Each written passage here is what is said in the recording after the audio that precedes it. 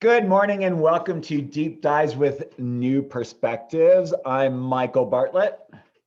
I'm Merrylin LeBlanc. Hi, Michael. Hi, Merrylin. What's going on up in the sky coming up soon? Something kind of significant going on. Yeah, on the 26th we have a lunar eclipse, and there's all kinds of things to say about eclipses. I'll just put this out there right now. Coming up this Saturday, I have already recorded a show for Moonwise. It's on the eclipses, but more focused on their series, on the families they belong to, what we call the Sorrow series, which NASA's site gives all kinds of astronomical information about eclipses. You just have to Google eclipses and then look for a NASA site and go there, and they'll tell you a lot of information about the phenomenal patterns that eclipses have. But what was striking me a lot this week, given that the news is just full of information, and it's not new information, but it's escalated tremendously, which is very Jupiterian, where the moon will be when she gets eclipsed in Sagittarius. What's going on in Palestine, Israel? And I just, there's things about this eclipse that really remind me very strongly about that particular dynamic, and just Well, was there a beginning? Because usually, so when you talk about the sorrow cycle, it's like there's a beginning number, there's a beginning kind of point, and it goes through all these iterations and it has like a full complete cycle, right? And just before you go on, because you have such wonderful knowledge on it, what I also find really fascinating about this one is it's May 26th and it's happening at 5 degrees 26 minutes. right, which is 6 degrees of No, but did you see it's 526, 526? It's kind of an oh, interesting, I don't know if you noticed that. the numerology there. Yeah, it's very intriguing. It'd be interesting to do the numerology, but what is the, so you know what the Sabian symbol is, of course, which is 6 degrees of Sagittarius or 6 degrees of Gemini, right? Because this is a full moon. In order to have a Right. lunar eclipse, you need it to be a full moon, right? The Earth has Yeah, to be in lunar eclipses between. are always full moons. Solar eclipses are always new moons. Right. Um, and they accompany each other, 2 week cycle. yeah, 2 cycles. And there's usually only 2 cycles a year. The one at the north, where the solar eclipse is at the north node, which this one is, the one coming up, not the lunar eclipse, obviously, because the full moon, one of the planets is at the south and one of them is at the north, and the sun is at the north, um, in this particular cycle. The only thing, and since we're talking a little bit about the cycles, there's this phenomenon every now and then, and not too many years back we've had it, where there's several eclipses, not just two, and I mean by eclipses, I'm putting them paired together, the lunar one and the solar one. There's usually one at one time a year, and about 5 to 6 months later, there's another one. That's typical, but there are some years where there's several, like within a month of each other, there's another one, etc. And in studying the series, and this is something you could even pick up if you really examine the NASA site, is that when a series is ending, and many series, some series can be less than 2,000 years, some can be more than 2,000 years. But when they're ending, a new one starts and they overlap. For about 100 years, they overlap. But that isn't happening with this one. I just thought that was kind of fascinating. But Darn, you got me all excited. I was thinking another new beginning. I mean, of oh course yeah, it's, yeah. yeah. Yeah, and also looking at, because this is one of the things I was studying very carefully and writing about it, maybe someday it'll be a book, but boy, that is a tedious process, and I have lots of notes and lots of little comments here and there to put together. And studying this with, one of the offerings that I give on my website is to look at one's eclipse cycles. And it really has a lot to do with the development of our consciousness. And when I've done that, one of my clients was born in during this time of an overlapping old and new, and it's very interesting to look at those kind of differences and flesh them out. But getting back to this lunar eclipse on the 26th, um, it's a 6 degrees of If you round up. Sagittarius, which is a cricket game. Mm.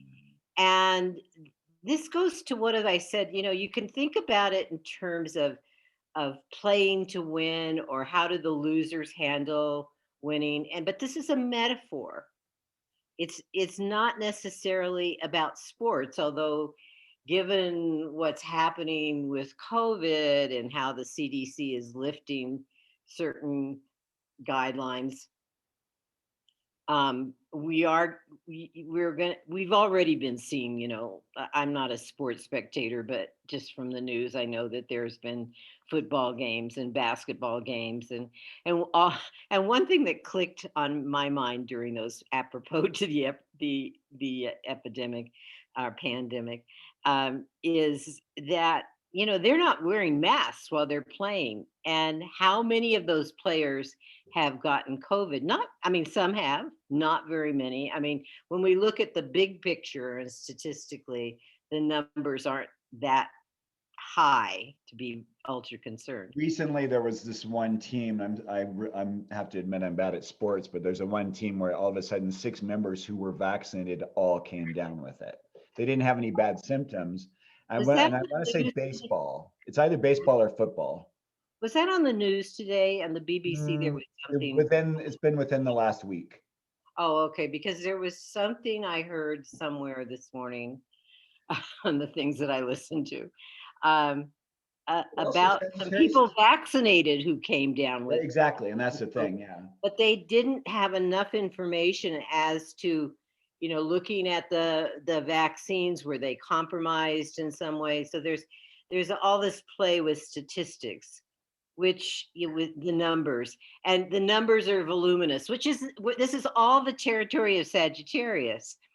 But And what so is Sagittarius like? What is Sagittarius like more than anything? It likes play. It likes adventure. So I mean, it's funny. I mean, people can hear like what you just said with the Sabian symbol about a cricket game. There's so many different levels to a game, right? Each sign is going to approach the game in a very different way. Some are going to approach with a very competitive spirit. Some are going to approach with, like get the ball and take it away and don't let anyone have it. Some are going to like run faster than any of the others. And Sagittarius is like, wow, let's just see what happens. And Gemini, which is illuminating it, right? That's where the sun is right now, flashing this beautiful light on it, going like, hey, what is the truth? And that's what you say, like all the information, all the news, all the lawsuits, right? All the things. Now the abortion, I mean, that I have to admit, I'm really I'm a little frightened by the fact that the Supreme Court is actually taking an abortion case. Ditto. Repeat. I'm with you on that one. I'm Yes, very, that's very concerned. very disturbing.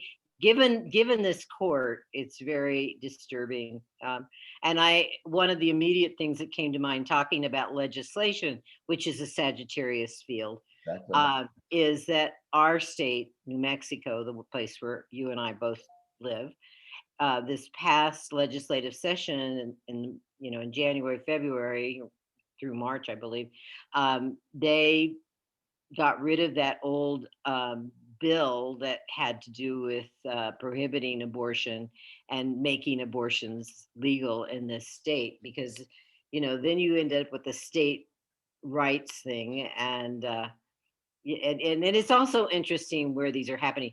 Okay, so back to the Sagittarius. I mean, these are examples. These are definitely examples.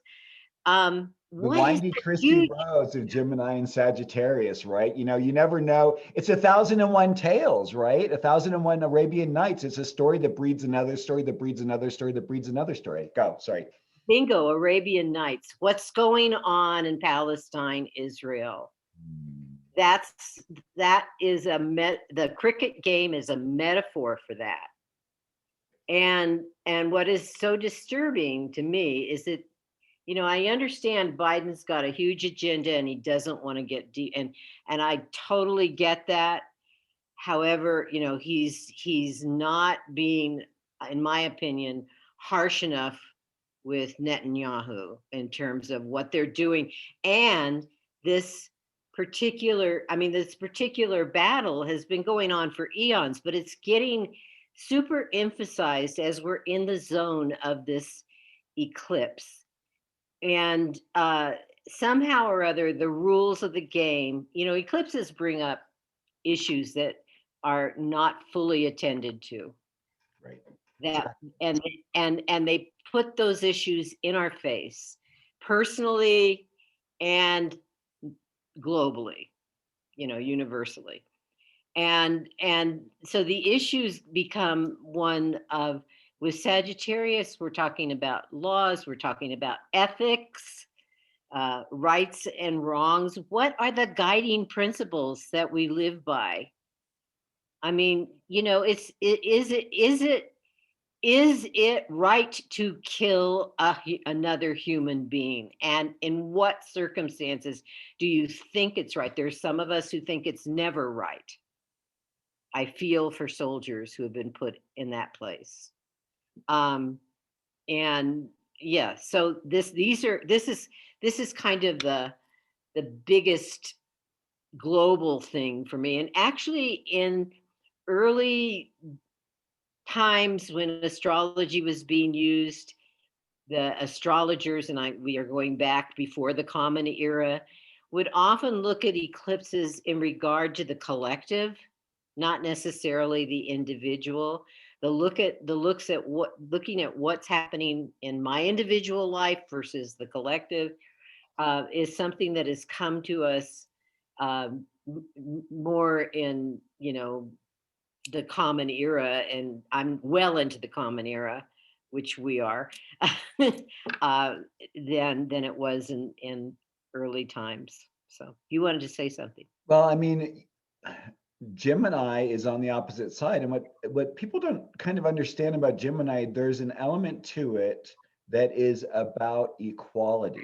As all three of the air signs, they're all dual glyph signs, meaning there's two parts to it, which implies that there's a relationship inherent with each of them, right? So finding that harmonic and that balance. We're also in a time where we are this nodal position of the South Node and the North Node is mirroring the mid 1960s. Right. Oh. There's a liberation element, how do we each get to have our respective truth and be respectful of one another? I mean, as long as the hard part with this, what's going on in Palestine and in Israel is that this is, they're each passing the blame. It's your fault. It's your fault. It's your fault. It's your fault. And it's just like, there's, like, what does it say? An eye for an eye leaves the whole world blind. It isn't, that's the old way of doing things. That's such an old way. That's going back to the Aries period, right? Before the Piscean era even, so it's like, we need to really let go of that. We need to let go of the martyrdom, and we need to start going like, hey, how do I get to embrace the beautifulness of who you are and not feel that I'm losing who I am? Why are people so insecure in themselves that they can't allow other people to have their own truths? That's a very Yeah, interesting. yeah. It's sort of like, well, what we're seeing in terms of those kinds of polarities these days is people, and you hit it in the nose. People's belief systems, how they perceive the world is stuck in a time past. They haven't psychologically dealt with those issues. I mean, there's many ways to do that. I mean, obviously therapy is the obvious one, but there's so many newer techniques that really get at that. One of the things about eclipses is they repeat themselves in terms of the family they belong to every 18 years. And there's a few months difference, but it's every 18 years that they repeat 18 themselves. and a half, right? No, I'm not talking of, you're Oh, sorry. talking now about the Nodal actual return. node Right. itself as it moves. It takes a little longer, but the eclipse series, they go back in time. So that if we go back 18 years ago, 2003, same time of year, May, it slowly, but what happens, the more we go back, we would end up in April with this series. So as we're moving forward, each year, like probably, and I don't recall looking at this, the next time, 18 years from now, it might happen in June and shift to the next sign for the lunar one, Capricorn. But going back, you're going to go back in the zodiac. And so 23 and then 85 was the one before that. And I mentioned that in the show that I mentioned at the beginning, that this Saturday with Moonwise, that I point those out at near the end of the show in terms of just reflecting on your own life. And if you know your chart, where this energy is happening and what was similar, not identical, but similar 18 years ago and 18 years. And you could go back to your birth, you could keep going back. But for our lifetimes, this series has happened in the early spring, in May, going back into April. Yeah. The interesting thing that's happening in between these two, and we'll end up talking about each of these in our next two shows, is respectively the Saturn, which will be going retrograde right after this lunar eclipse, and then Mercury, which will go retrograde, and then we'll have the solar eclipse. So this is it's going to be very interesting to see what gets revealed, because these are all very subjective, very inner workings. And what I find, I'm really glad you brought up the idea and the sense about people's belief structures, because we've all been in our homes, right? It's been, what happened, it's almost like this pressure that's been built up with us all being in our homes, having our own ideas. And it's gonna be really interesting to see like what it's gonna be like going out now, interacting with one another. That's Sagittarius Gemini polarity, right? Interacting with one another, and how much our beliefs have grown up into something that just has nothing to do with reality, which Sagittarius can completely do, right? Mhm. Right. But if Gemini in the process is talking about telling friends, and friends start going like this and going, because Sagittarius can like go off on like bizarre tangents. And with Jupiter and Neptune in Pisces, who knows what the heck's going to show up in these next 2 weeks? Right. There, Jupiter in its own sign, one of its own signs, it yeah. rules Sagittarius with Pisces, but Pisces and Sagittarius are loosely speaking in a square aspect to each other. But one of the easiest squares there are, right? the applying square. Right. So it's like a first quarter phase. The opening square. So it's time for different action. So, using the Palestinian Israeli conflict, this is like business as usual. That's not going to work. That's not going to work. And some leaders, have pretty much said that, but the big players like the United States need to really seriously take different notion in mind, and I must say, so many people, let's hopefully not get, I haven't heard this one yet, but so many people get into this, oh, you're being anti-Semitic or something. No. And I know many Jewish people who are not that way, who recognize it's sort of like the Old Testament law, an eye for an eye, a tooth for a tooth. Yeah, like what I said earlier. And then everybody ends out without teeth and they're eyes. blind. Yep. They're blind, etc. Yep. No. You can't. Right. You can't keep, and that's exactly what Israel is doing, continuing that eye for an eye, tooth for a tooth behavior, that aggressive kind of, I'll get you, and when you study how Israel was established, oh my God, I mean, talk about prejudices, etc., being exploited and imposed, and there are groups that are looking for other peaceful ways, and yet they rarely come up in the news. You have to dig a little bit more or be involved a little bit more to know about them. But there are many groups that have been trying to go a different direction, like we're being called to now, to bring peace with people of different mindsets, of different practices. It takes really phenomenal courage and something within the soul, I believe, to be able to forgive and move on, or at least be able to move on. It takes time to forgive. It takes time to forget. There are some, some of these, there are so many little places around the world that are like that, where there's like one clan that goes and decides that it's going to wipe out other clans. And it's the rape of innocence, at its most fundamental. I mean, it's why can't, like Rodney King said, why can't we all just get along? Why do, what's wrong with where you're living? You have to go off and go and take over some other neighboring clan and take over what they have, just be, find ways to be content. Well, a friend of mine who's Lebanese has said, they're all in the Middle East. She says they're all cousins and they have been fighting for eons. And that reminds me, of present day when we mentioned earlier about getting psychological help.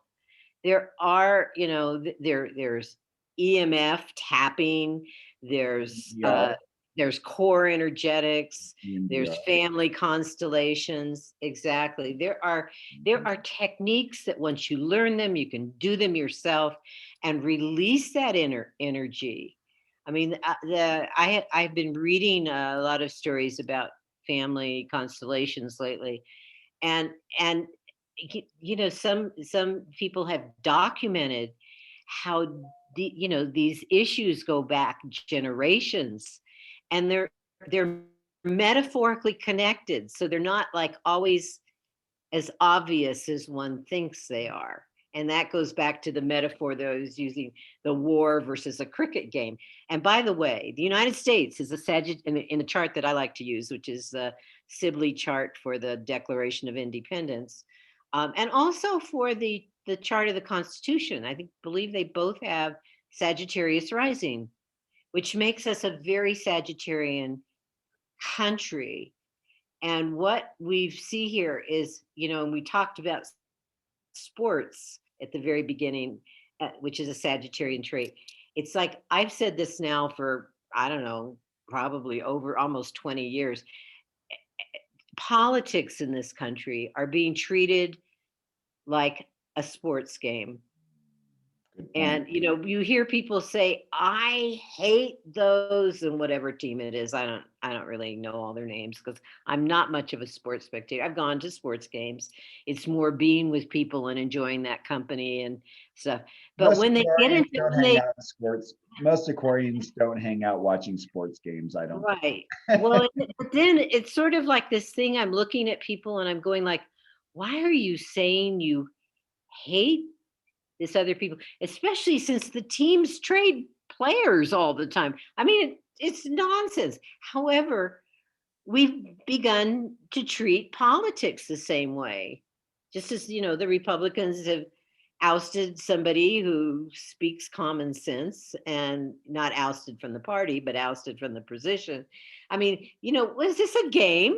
I mean, this is Yeah, not a game. This is for not a them it game. is. For them it Well, it is. is metaphorically, But but it's, I it's mean, it goes back to the court, like the old royal courts. I mean, there is an art, you read, now we think of Machiavellian, we think of it as being, being someone who's back there kind of pulling the strings, but it wasn't. It was about really understanding the statesmanship and the ability each individual has, which again brings us back to astrology, right? Thank God for astrology. Because what you're talking about is that Geminian thing of like going around going like, oh, look, this is different. Oh, look, this is different. Oh, look, this is different. But not seeing that it's all one, which Sagittarius helps bring us to. Sagittarius helps us to understand like, oh, wait, my truth is different than your truth. But if your truth and my truth don't harm one another, what's the harm in it? right.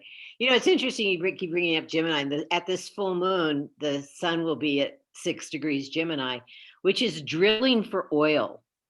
And I would say that with Gemini, the oil is, I'm drilling for more of who I am, and I'm it. And it's not I'm it in the same sense of Aries or Leo. It's more what information I have is the richness, is the oil, is the grease or whatever. And as this morning when I went for my morning walk, and I was reflecting on that because I know very well two dear friends who are Gemini risings, and I have and I what I thought is how they always bring the conversation back to themselves and Mm. what's going on for them. And that's all right. That's okay. I'm not criticizing it, but there's a very self-centered energy with Gemini. Self-centering, I think is a good way to put it, right? Yeah, yeah. 'Cause I mean, again, it's, I think all, from the first sign to the sixth, from Aries to Virgo, it's pretty subjective, right? Oh It's yeah, like it's all done.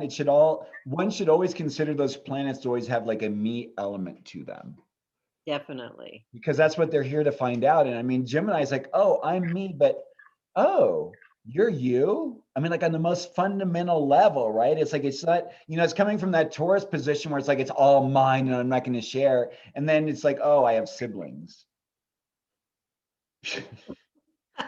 Yes. And then in the major myth of Gemini, the sibling constellation, uh, what do we see? Fratricide, as the story.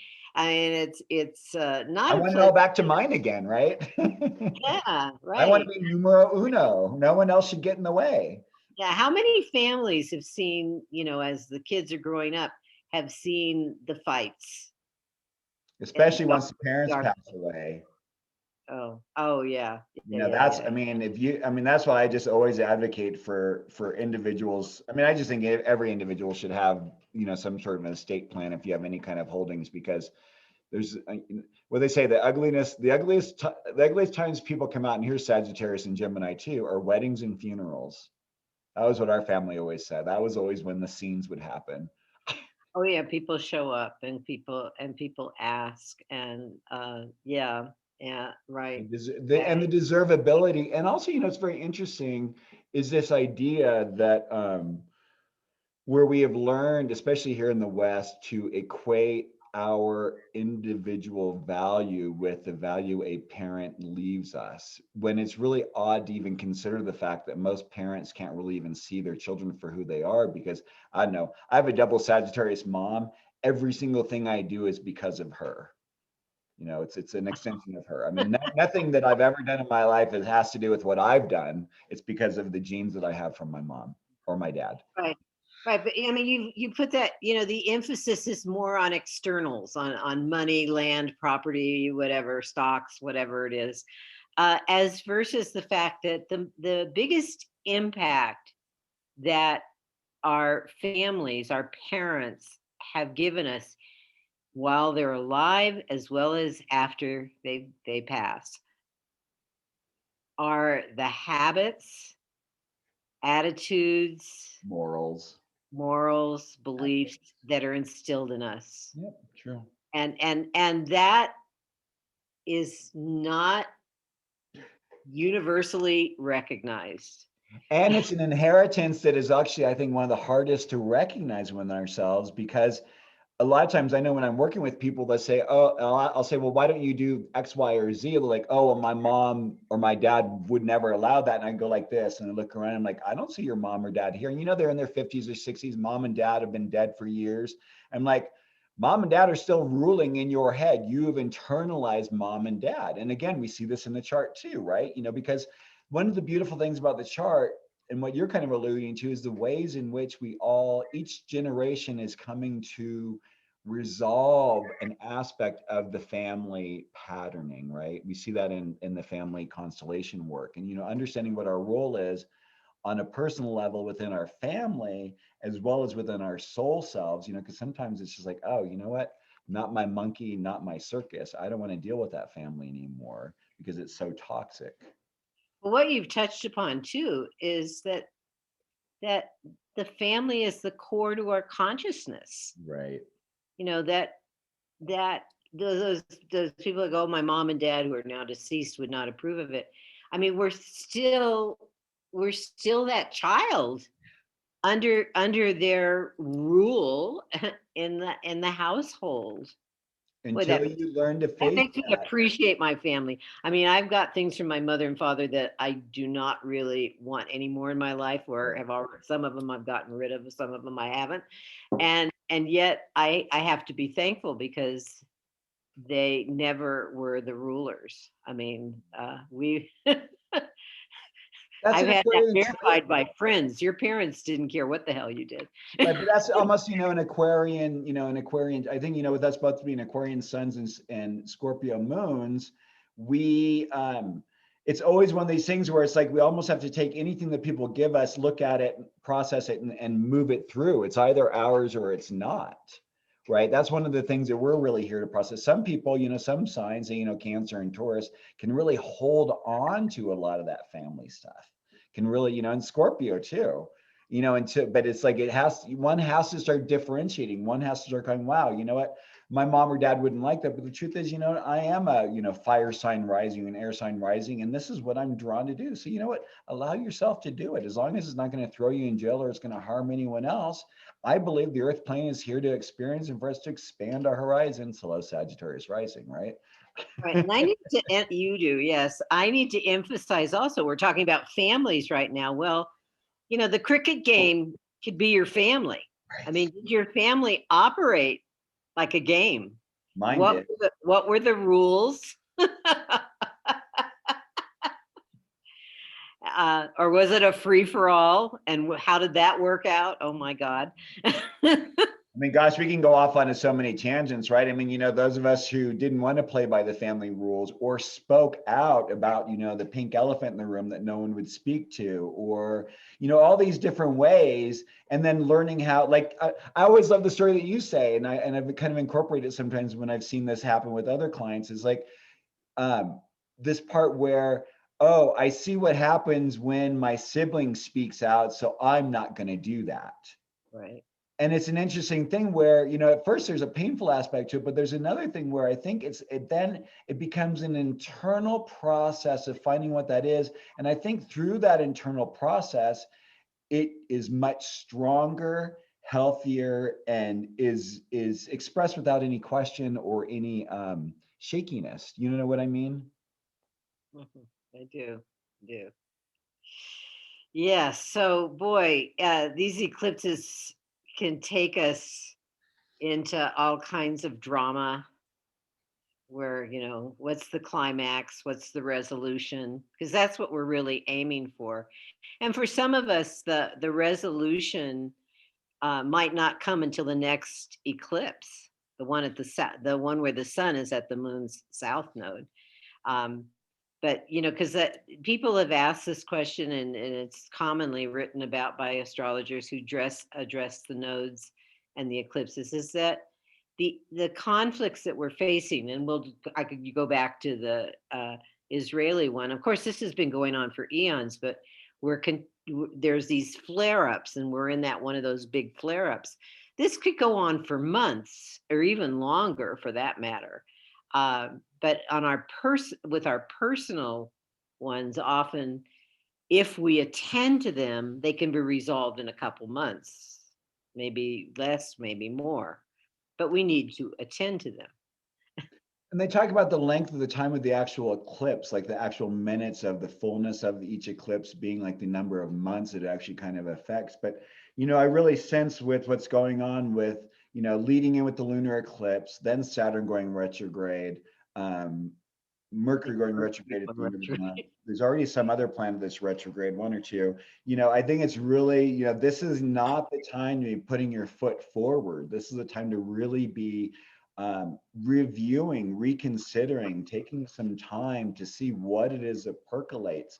I think it'll be really easy for there to be flare-ups. And when I think of Gemini, Sagittarius, air, fire, that's an explosive thing. Jupiter and going into Sagittarius, into Pisces, this universal truth or universal understanding, or getting lost in the universal myth.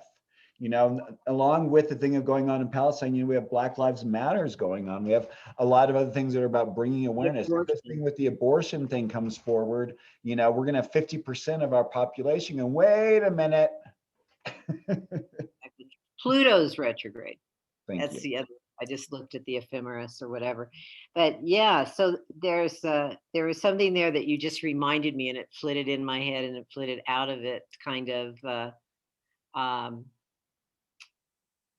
the yeah, you know, and also you're talking about Jupiter, the planet that rules this lunar eclipse in Pisces, as well as Neptune in Pisces. They're far apart from each other. One's in the last parts, the last degrees, the other's at the beginning degrees. But I just want to remind you about the deception that comes up. You know, the illusions, the you know, where and so this is also a time when whatever the issue is for one, we can get caught up in an illusion of what we hope for and not stick with the present details of the issue, the crises, you know, um, Yeah, sort I'm of thinking of situation. the emperor has no clothes, and I mean, so we're seeing what I mean, this thing of what Cheney just, you know, is getting reprimanded for saying the emperor has no clothes, right?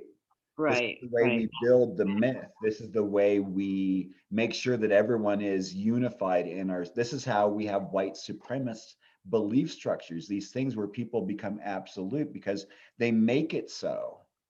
Right. Well, just as that, you know, the part of the myth is that the election was stolen, and that's revisiting us. You know, it's sort of like in the cricket game, the team that wins is not being recognized, it's continuously being denied. And that's going on in this country. Yeah, big time. So, and that, you know, that with Pisces, we have to dream. And obviously, some people are dreaming that Trump is the rightful president and should continue as the rightful president. And some people are dreaming about, wait a minute, we're moving on. And the legislation, which is a Sagittarius, that we need to move on is being neglected, is, you know, being stonewalled. And that's so much like, you know, you can say that too, even though it's happening in our lives as citizens of this country, it could also be happening metaphorically in our personal lives. This is part of the beauty of astrology. It's very simple, but the applications are multiple. Especially when we get to those outer planets. I mean, it's just the archetypes that get birthed. Well, I think, you know, you and I can obviously talk on this subject for a very, very long time, and this is going to continue to unfold over the next couple of weeks. I mean, there's some really we have some fun topics ahead of us. So, anything you want to say in closing? Hey, listen to Moonwise this weekend at 10:30 a.m. Mountain Time. It's always at 10:30 on Saturdays. Did I say Sunday? This Saturday, Mountain Time. And there's always the podcast after the show, which is available anytime into the future at ksfr.org under programs, under podcasts. You'll find Moonwise.